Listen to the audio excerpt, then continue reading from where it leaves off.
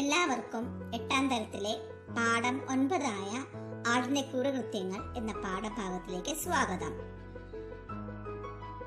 ഈ പാഠം വൈക്കം മുഹമ്മദ് ബഷീറിന്റെ പാത്തുമ്മയുടെ ആട് എന്ന കൃതിയിൽ നിന്നും എടുത്തിട്ടുള്ളതാണ്.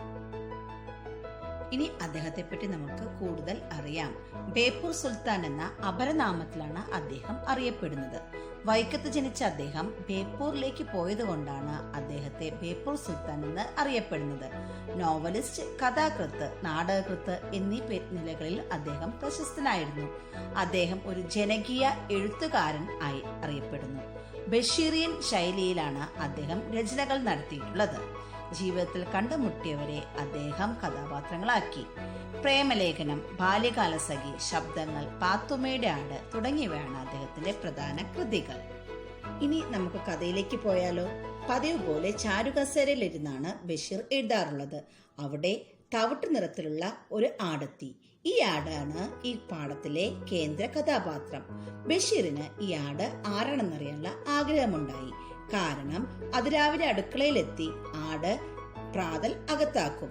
വളരെ സ്വാതന്ത്ര്യമായിരുന്നു ആടിന്. അത് കഴിഞ്ഞാൽ ആട് പുറത്തേക്കിറങ്ങും. പ്ലാവിലകൾ, താഴത്തു വീണ പ്ലാവിലകൾ തിന്ന് വയറ്റിലാക്കും.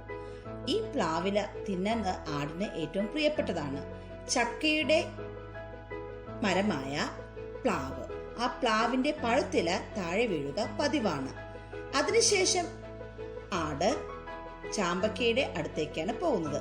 ചാമ്പമരത്തിൽ ചാമ്പയ്ക്ക നിറഞ്ഞു നിൽക്കുന്ന കാഴ്ച വളരെ മനോഹരമാണ്. ഇവിടെയാണ് കവിയുടെ ഭാവന ഉണരുന്നത്. ഇറിഞ്ഞില പോലെ തൂങ്ങിക്കിടക്കുന്ന ചാമ്പയ്ക്ക. ഇറിഞ്ഞിലെന്നാൽ വവ്വാൽ എന്നാണ് അർത്ഥം. ഈ ആടിന്റെ സ്വാതന്ത്ര്യത്തിന് കാരണം എന്താണെന്നറിയാമോ? ഈ ആട് ബഷീറിന്റെ സഹോദരിയായ പാത്തുമ്മയുടെ ആടാണ്.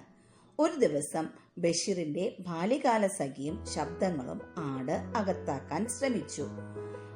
തീപ്പെട്ടി കൊള്ളിയോടൊപ്പം തീപ്പെട്ടി പെട്ടിയും തിന്നാനായി ആട് ശ്രമിക്കുകയുണ്ടായി. ആടിന്റെ കുസൃതി തരങ്ങളാണ് നാം ഇന്ന് ഈ പാഠത്തിലൂടെ അറിയുന്നത്.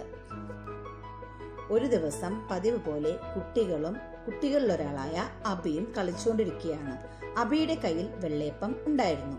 അപ്പം കുറച്ച് ആടിന് കൊടുത്തിട്ട് ബാക്കി പോക്കറ്റിൽ തിരുകി.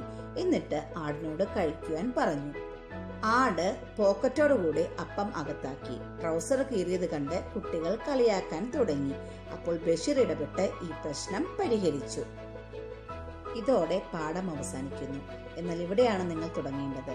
ബഷീറിന്റെ സാഹിത്യ ലോകത്തേക്ക് നിങ്ങളും പറന്നുയരണം. നന്ദി.